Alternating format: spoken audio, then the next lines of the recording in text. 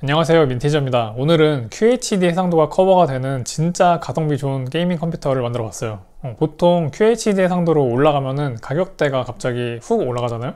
근데 오늘은 95만원 정도로 끊어봤습니다. 정확히는 94만 몇천 원 정도 되는데 사실 이거는 좀 불가능한 가격대일 수도 있거든요. 그런데 어떻게 했는지 알려드리고 이렇게 선택한 이유도 말씀을 드릴게요. 일단 게임 성능 먼저 보여드리고 시작을 할게요. 첫 번째는 로스트아크인데 QHD 중간 옵션에서 영광의 벽 구간을 돌려봤을 때 평균 100프레임 정도에 하위 1%는 70프레임쯤 나왔어요. 로스트아크가 워낙 또 프레임이 안 나오는 그런 최적화 똥만 게임이라서 그렇기도 하지만 그래도 RPG 게임이니까 막 FPS 게임처럼 높은 프레임류까지는 안 나와도 한 요 정도면은 게임하는 데는 어느 정도는 좀 무리가 없지 않을까 하는 생각이 들어요. 그리고 다음 배틀그라운드는 QHD 해상도의 국민 옵션인데요. 평균 180프레임에 하위 1%는 105프레임 정도 나오고 있어요. 제가 일부러 산옥 말고 이제 에란겔에서 했는데 제가 베린이라 가지고 막 극한 상황까지 플레이해본 건 아니지만 그래도 실시간 프레임이 100 아래로 내려가는 경우는 별로 없지 않을까 싶고요. 완전히 막 미친듯이 빡센 교전 같은 게 아니면은 대부분의 경우는 잘 돌릴 수 있을 것 같아요. 그리고 다음은 제가 요즘 많이 하고 있는 검은 신화 50인데요. 참고로 이 게임은 워낙 이제 사양이 높다고 알려진 게임인데 이것도 평균 한 140프레임 정도로 나오고요. 하위 1%는 80프레임 정도 나와주고 있어요. 이 게임이 그래픽이 엄청 좋고 이제 이펙트가 화려한 게 많아가지고 엄청 고사양해요. 그래가지고 이렇게 지금처럼 이펙트 엄청 많이 나오는 이런 화면에서는 실시간 프레임이 한 115 정도까지 내려가기도 하지만 그 정도도 역시 뭐 게임하기에는 전혀 문제없이 부드러운 화면이죠. 참고로 50 테스트 옵션은 이렇게 했는데요. DLSS 슈퍼 샘플링 선명도 50에 프레임 생성은 ON 시켰고요. 그리고 화질 등급은 5월 중간 등급으로 했습니다. 사실 방금 전에 게임 테스트 화면에도 메인 부품이 어떤 건지는 나와 있었으니까 아실 수도 있지만 진짜 최대한으로 쥐어짜서 그래픽카드랑 CPU 성능이랑 비슷하게 매칭을 했다고 보시면 돼요. 보통 뭐 그래픽카드 가격이 시스템 전체 가격을 좌우를 하는데 CPU 성능이 좀 별로면요 비싼 그래픽카드를 사놔도 제대로 못 써먹는 상황이 나올 수도 있고 반대로 CPU 성능이 너무 좋게 되면은 굳이 그렇게 비싼 CPU 살 필요가 그런 없는 그래픽카드인데 돈 낭비가 될 수도 있어가지고 적당한 수준으로 잘 맞춰주는 게 좀 중요해요. 이런 CPU랑 그래픽카드 간의 균형 같은 거는 좀 관심이 있어가지고 찾아보지 않는 이상 혼자서 알기가 좀 쉽지는 않은데 제 채널을 많이 보시면은 자연스럽게 알게 될 테니까 구독 한 번씩 눌러주세요. 그래서 게임 몇 가지만 더 보여드리면요. 고사양 게임의 대명사? 대명사까지는 아닌가? 아무튼 트리플 A 게임인 사이버펑크 2077을 돌려봤는데 평균 155프레임 정도에 하위 1%는 100프레임 정도 나왔어요. 이것도 역시 QHD 해상도에서 돌린 건데요. 이 정도 나오면은 게임하는데 정말 무리가 없을 거라고 생각이 되는데 플레이 옵션을 보여드리면은 퀵 프리셋 커스텀으로 되어 있긴 하지만 이거는 사실 DLSS 자동에서 프레임 생성 기능을 켰고요. 그리고 텍스처 품질은 높은 상태에서 돌렸습니다. 그래서 아래에 내려보면 세부 옵션들 다 모두 높음으로 설정이 되어 있죠. 이 상태에서 나온 성능이니까 어느 정도 화면 품질도 나쁘지 않다고 생각이 돼요. 그러면 지금부터 중요 부품을 소개를 하면서 이 부품을 왜 썼는지 그 설명을 해볼게요. 일단 전체 목록은 이렇게 되는데요. 다 합쳐서 95만원 정도 돼요. 보시면은 전체 가격 중에 진짜 반 이상 차지하는 게 그래픽카드잖아요. 그러니까 결국에는 그래픽카드를 얼마나 좋은 거를 넣고 그리고 그거를 얼마나 잘 쓰는 싼 CPU랑 메모리를 넣냐가 가성비의 중심이 되는 거라고 보시면 될 것 같아요. 그래서 CPU부터 소개를 해드리면요. 이거 코어 i5 12400F예요. 오늘도 역시 벌크 제품을 가져왔는데 이것도 진짜 최근에 가격이 미친듯이 내려서 가성비가 날뛰고 있는 것 같아요. 지금 현재 가격이 진짜 출시 이후에 가장 낮은 가격인데 한 11만 5천 원인가? 그 정도 하고 있거든요. 야 진짜 이게 11만 원이라고? 이거는 진짜 눈길이 안 갈 수가 없는 가격인 것 같아요. 그렇다고 CPU 성능이 뭐 막 떨어지는 것도 아니라서 그냥 웬만한 사람이 집에 놓고 쓸 컴퓨터용으로는 상당히 괜찮은 CPU거든요. 이게 진짜 11만원? 야 진짜. 근데 물론 최근에 가성비로 많이 쓰는 게 라이젠 5 7500이잖아요. 물론 그것도 가성비가 좋은 게 맞기는 해요. 그리고 성능도 당연히 그 7500F가 이 12400F보다는 확실히 더 좋은 게 맞기도 맞아요. 그런데 가격 차이가 CPU만 해도 거의 한 10만원이 나고요. 메인보드랑 메모리까지 하면은 15만원까지도 가격 차이가 나게 되거든요. 근데 성능 차이는 얼마나 될지 궁금하시죠? 그래서 제가 테스트를 해봤어요. 이거는 배틀그라운드 돌려본 건데요. 물론 이 환경에 따라서 약간씩 차이가 있을 수 있고 어떤 환경에서는 7500F가 훨씬 더 좋게 나올 수도 있는데 지금 환경에서는 보시는 것처럼 평균 프레임은 확실히 7500F가 높아요. 근데 하위 1% 프레임은 의외로 별로 차이가 안 났어요. 어떻게 보면은 FPS는 하위 1% 프레임이 더 중요하다고 볼 수가 있어서 평균은 차이가 있긴 하지만 이게 체감이 되는 부분은 아닐 수도 있다는 점인 거죠. 그리고 사이버펑크 2077도 돌려봤더니 이거는 평균 프레임에서도 차이가 없어서 진짜 양쪽 거의 뭐 똑같은 성능을 보여줬어요. 진짜 2, 3프레임 정도면은 차이가 없다고 봐도 될 정도예요. 그러니까 결론적으로는 오늘 사용하는 그래픽카드를 잘 써먹는 거는 이제 12400F나 7500F나 뭐 둘 다 별로 문제가 없다라고 생각을 할 수가 있는 거죠. 물론 다시 말하지만 7500F가 확실히 더 좋은 CPU는 맞기는 맞아요. 그렇기 때문에 4070 슈퍼 같은 그런 그래픽카드를 달게 되면은 CPU 간의 성능 차이가 당연히 나오겠지만 그러면은 이미 본체 가격이 막 100만 원을 훌쩍 이제 넘어가게 되기 때문에 좀 얘기가 달라지는 거죠. 그래서 이 가격대 부품에서는 양쪽 다 문제가 없다는 거고 싼 CPU를 쓰면은 좀 더 가성비를 챙길 수 있다 정도로 생각을 하시면 될 것 같아요. 그리고 다음 그래픽카드는 아까 전에 게임 화면에서도 보셨겠지만 RTX 4060 Ti예요. 이거는 뭐 가성비 구성에 단골로 들어가는 그런 그래픽카드인데 이게 최근에 가격이 좀 오르는 추세인 것 같아요. 제가 봤을 때 제일 쌌을 때는 40만원 후반 정도도 봤던 것 같거든요. 근데 최근에 이게 54만원 정도까지 와버린 것 같더라고요. RTX 4060 Ti급에서는 뭐 상급기나 뭐 중급기, 그러니까 칩셋은 같아도 이제 제품에 따라서 상급기냐 중급기냐 뭐 이런 게 나눠지기도 하는데 요 급에서는 이런 거를 나눌 정도까지 차이가 있지는 않아서 뭐 뭘 사도 괜찮을 것 같아요. 오늘은 제가 기가바이트의 RTX 4060 Ti 윈드포스라는 제품으로 테스트를 했지만 만약에 뭐 이게 재고가 없다 그러면은 PNY 같은 제품을 사도 되고요. 비슷한 가격에서 뭘 사도 될 것 같아요. 그리고 메인보드, 다음 메인보드는 사실 지난번에 썼었던 바이오스타의 H610MH-D4를 다시 썼는데요. 이 보드에 대해서는 제가 전 영상에서 좀 자세하게 다뤄놨거든요. 그러니까 오늘은 12400F를 쓰기에는 전혀 문제없는 메인보드라는 정도로만 설명을 하고 여기서는 넘어가도록 할게요. 그리고 다음 메모리는 이거 8기가 8기가 해가지고 16GB 듀얼 채널로 이제 Gskill의 XMP 메모리를 사용을 했거든요. H610 칩셋 특성상 DDR4 3200MHz 밖에 지원을 안 해요.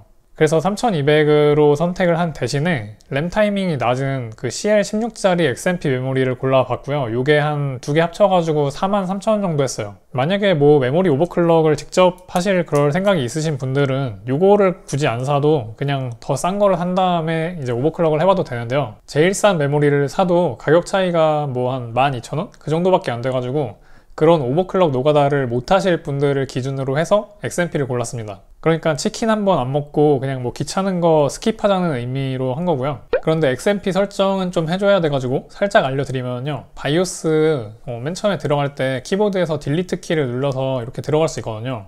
그래서 오른쪽에 트위커 메뉴로 간 다음에 메모리 프로파일이 지금은 디폴트잖아요. 이거를 XMP로 바꾸고 나서 저장을 하면은 적용이 완료가 됩니다. 그래서 지금부터는 제가 이거를 실제로 조립을 하면서 말씀을 드려볼게요. 그래서 조립을 하기 위해서 오늘도 장갑을 끼고 한번 해볼게요. 그리고 오늘은 최대한 초보자 분들을 위해서 되게 자세하게 하나하나 좀 해보려고 하거든요. 그래서 일단 CPU 꽂는 것부터, CPU는 오른쪽에 이 레버가 있는데 이게 이렇게 고정이 되어 있어요. 그래서 이거를 이렇게 눌러서 오른쪽으로 빼고 위로 올리면은 이제 이 커버를 열 수가 있거든요. 그래서 열린 다음에 CPU를 들어서 그냥 그대로 장착을 하시면 돼요. 근데 이쪽에 CPU에 홈이 나 있거든요. 그 홈이랑 메인보드에 요 소켓이라고 하는데 이쪽에도 홈이 있어요. 그래서 맞춰서 넣으시면 돼요. 그래서 이렇게 들어갔고 이게 홈이 안 맞는 상태에서 억지로 넣으면 안 되고요. 그냥 제대로 장착이 되는 위치라면은 별 힘 안 들이고도 그냥 들어가요. 그래서 이렇게 잘 됐는지 보고 나서 그래서 이 커버를 이렇게 눌러서 덮으면은 얘가 자동으로 이렇게 빠지거든요. 그 다음에 레버를 이렇게 내려서 다시 아까처럼 고정을 이렇게 해주면 돼요. 그러면은 CPU 장착은 이제 벌써 끝난 거예요. 별로 어렵지 않고요. 그 다음에는 CPU 쿨러를 장착을 해봐야 되는데 이 CPU 쿨러 안에 이런 부품들이 들어있거든요. 그래서 인텔 LGA 1700용 부품을 갖다가 보시면은 이렇게 뒷면에 다르라고 백플레이트가 이렇게 들어있어요. 그래서 이 백플레이트를 갖다가 이 뒷면에다가 장착을 해줘야 돼요. 그래서 이 구멍이 이렇게 4군데가 있는데 여기에 맞춰가지고 이렇게 장착을 해주시면 되고요. 이 장착한 상태에서 그대로 뒤로 돌려서 쿨러에 보면은 또 이런 부품이 있어요. 이 4군데에다가 이거를 다 끼워주는 거예요. 그래서 이렇게 손으로 돌려가지고 꽂아주셔도 돼요. 그래서 이렇게 4방향을 다 꽂은 상태가 됐으면은 이제 여기다가 요 쿨러 지지대라고 해야 될까요? 요거를 갖다가 이렇게 올려요. 이쪽에도 이렇게 똑같이 올리고, 보시면은 이 끄트머리가 약간 이렇게 휘어 있는데 이 휘어 있는 게 바깥쪽으로 나오도록 그렇게 장착을 하시면 돼요. 그리고 요 안쪽에, 여기 잘 보일려나 모르겠는데 이렇게 화살표가 되어 있는데요. 화살표 부분이 이제 CPU를 갖다가 가리키는 방향으로 장착을 하시면 돼요. 그 다음에 이렇게 올리셨으면은 또 이런 부품이 있어요. 이렇게 생긴 부품이 있는데 요거를 이제 또 4군데에다가 다 장착을 해주는 거죠. 그래서 이렇게 올려가지고 이렇게 장착을 하는 거고요. 네, 그래서 이렇게 장착이 완료가 됐잖아요. 그러면 이제 요 CPU 쿨러를 요거를 갖다가 달아주면 돼요. 근데 아마 처음 샀을 때는 요 히트싱크 밑면이 그 비닐 같은 게 있을 거예요. 그래서 비닐을 반드시 뗀 다음에 장착을 하셔야 돼요. 비닐 채로 장착을 하시면 절대로 안 되고요. 비닐을 뗀 다음에 하셔야 됩니다. 그리고 쿨러 구성품 중에 이제 서멀 그리스라고 해가지고 조그마한 튜브 같은 거에 담겨있는 그런 게 있을 거예요. 그거를 갖다가 이 위에다가 이제 짜줘야 돼요. 근데 저는 그거를 짜지는 않을 거고, 제가 원래 맨날 쓰던 게 있어가지고 저는 그냥 여기다 발라줄게요. 그래서 이런 식으로 서멀 그리스를 발라준 다음에 쿨러 장착 방향은 보통은 이제 팬이 오른쪽으로 위치를 하도록 하게 되어 있어요. 왜냐면은 이쪽에서 바람을 불어서 이쪽으로 뺀 다음에 바로 이제 케이스 바깥으로 열기가 나갈 수 있도록 그렇게 장착을 하거든요. 그래서 팬이 오른쪽에 오도록 장착을 합니다. 장착할 때는 요 밑에 이제 나사 구멍이 2개가 있잖아요. 또 요거를 갖다가 여기 이 뭐라고 해야 돼, 또 요 쿨러 가이드? 요거에도 이 나사가 있어요. 여기에 딱 맞춰가지고 위치를 적당히 잡은 다음에 이제 여기서는 드라이버로 조여줘야 돼요. 그래서 위치를 잡고 이렇게 나사를 돌려주면 되는데, 제가 이 쿨러를 선택한 이유도 약간 초보자들을 위해서 골랐거든요. 왜냐면은 보통 다른 쿨러들은 이 팬을 갖다가 장착한 상태에서 이 히트싱크 결합을 할 수가 없어요. 그런데 얘는 그게 돼가지고 좀 더 편해요. 그래서 이렇게 나사를 돌려주면 되는데 끝까지 돌리시면 돼요. 근데 너무 한쪽 방향을 끝까지 다 돌리고 다른 쪽 방향을 끝까지 다 돌리지 마시고 왔다 갔다 번갈아 가면서 한 반 정도씩 계속 돌려주시면 돼요. 그래서 끝까지 돌아갔으면은 이제 요 팬 컨트롤 하는 이 단자 있잖아요. 이게 팬 단자인데 요거를 갖다가 이제 요 위쪽에 팬 이제 단자 끼우는 부분이 또 메인보드에 있어요. 그래서 요거를 맞는 위치에다가 딱 끼워주면 됩니다. 네, 그래서 이렇게 팬 장착이 완료가 됐고요. 이 단자까지 딱 꼽아 주셔야 돼요. 그 다음에는 이제 곧바로 메모리 장착을 하면 될 것 같은데요. 메모리는 이 오른쪽에 요 슬롯에 가이드라고 해야 되나? 요 걸쇠를 갖다가 이렇게 제껴준 다음에 이 홈 위치를 또 여기다가 맞춰줘야 돼요. 맞는 방향으로 하시면 되는데, 이 빨간색 G스킬이라는 로고가 이제 이쪽 오른쪽으로 가는 방향으로 꽂아주시면 돼요. 그래서 맞게 올리고 나서 이 양쪽을 힘을 딱 줘가지고 누르면 되거든요. 그러면은 방금 전처럼 이제 딱 소리가 나면서 제대로 들어가요. 이쪽도 마찬가지로 이렇게 넣어주시면 되고요. 이러면은 이제 메모리 장착도 끝이 났습니다. 그 다음에는 SSD 장착을 해야 되는데, 사실 이게 제가 오늘 목록에서 보여드렸었던 그 SSD는 아니고요. 저는 이게 그냥 집에 남아 있길래 대충 이걸로 껴가지고 보여드리려고 하는 거고요. 실제로는 그 목록에 있는 SSD를 사시면 돼요. 삼성전자 PM9A1이라는 SSD인데 그게 이제 엄청 괜찮고 좋은, 가성비 좋은 그런 SSD 중에 하나예요. 그거를 쓰시면 돼요. 그런데 장착하는 방법을 보여드려야 되니까 이런 식으로 여기 SSD를 장착할 수 있는 공간이 있고요. 여기에 이 플라스틱으로 된 핀이 있는데 이거를 이렇게 뽑아요. 그럼 뽑으면은 이렇게 뽑히죠.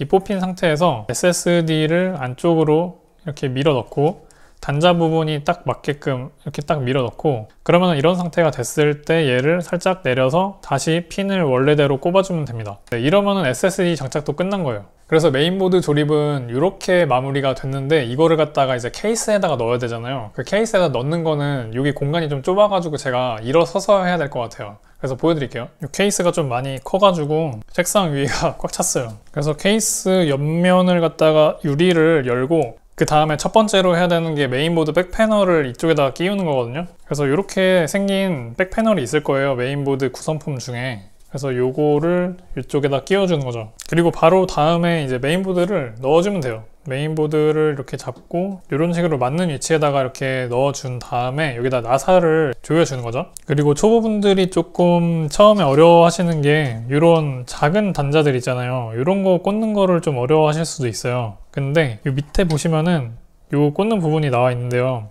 이제 온오프, 그러니까 전원 버튼이랑 리셋 버튼이랑 뭐 파워 LED, 하드 LED 뭐 이런 게 있거든요. 여기다가 맞춰서 꽂으시면 돼요. 그리고 이 단자에도 사실 이렇게 잘 나올라나 모르겠는데 리셋 스위치 뭐 이런 게 적혀 있어요. 그래서 리셋 스위치는 이 아래쪽에 여기다가 꽂으면 되고, 또 여기 보시면은 또 이쪽에 보면은 하드 LED라고 써 있죠. 여기는 LED라서 극성이 있는데요. 극성 부분을 갖다가 맞춰가지고 여기 나와 있어요. 또 극성에 나와 있는 부분에다가 맞춰서 껴주시면 돼요. 이거는 파워 스위치. 파워 스위치는 이쪽에다가 꽂아주시면 되고요. 이 케이스에 온, 오프라고 되어 있는 부분에다가 파워 스위치를 꽂아주시면 돼요. 그래서 작은 애들은 이 정도 꽂아주시면 이제 완료가 된 거고요. 그리고 다른 애들, 이 전면 USB 있잖아요. 이 전면 USB 이 단자는요, 이쪽에다가 꽂아주시면 돼요. 이렇게 FUSB 2.0이라고 돼야 되는데 20이라고 써 있잖아요. 이게 프론트 USB라는 뜻이거든요. 그래서 이쪽에다가 꽂아도 되고, 이 왼쪽에 다가 꽂아도 되고 뭐 어디다가도 상관없어요. 그리고 다음 요 전면 그 HD 오디오 포트가 있거든요. 요것도 모양이 약간 이렇게 신기하게 생겼는데 중간에 하나가 핀이 막혀 있죠. 이런 모양이고요. 요것도 이제 맨 왼쪽에 여기 보시면 프론트 오디오라고 써 있잖아요. 여기 맨 왼쪽에 포트 있는 쪽에서 이렇게 장착을 해주시면 됩니다. 그리고 다음에 마지막 케이블이 남아 있는데 그거는 이렇게 생긴 파란 색깔이 들어간 요 USB 3.0 케이블이에요. 요거는 요 메모리 옆에 있는 요 단자가 있어요. 여기 보면은 FUSB 32, 그러니까 3.2라는 거죠.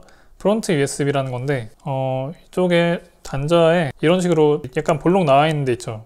이렇게 볼록 나와 있는 부분이랑 요 단자 이쪽에도 약간 그 볼록 나와 있는 부분에 들어가 있는 부분이 있어요. 이게 잘 보이려나 모르겠는데 이쪽 옆에 오른쪽 부분이 아예 비어 있거든요. 그거를 맞춰가지고 이렇게 껴주시면 돼요. 이렇게 끼면은 장착이 완료가 됐어요. 그리고 사실 어떻게 보면은 파워 서플라이를 맨 처음에 케이스에다가 장착을 하는 게 시작이 되었어야 될 수도 있는데, 일단 저는 하다 보니까 이거부터 장착을 했거든요. 근데 한 김에 여기 부분을 갖다가 다 완벽하게 끝낸 다음에 마지막에 파워 서플라이를 장착을 할게요. 이 앞쪽에는 이제 뭐 그래픽 카드만 여기다가 달아주면 끝나는 거라 가지고, 그래픽 카드가 이렇게 있죠. 요거를 이제 이런 식으로 이 단자 부분이 바깥쪽으로 나오도록 돌려서 꽂아주시면 됩니다. 맞는 방향에 놨으면은 그대로 눌러주시면 돼요.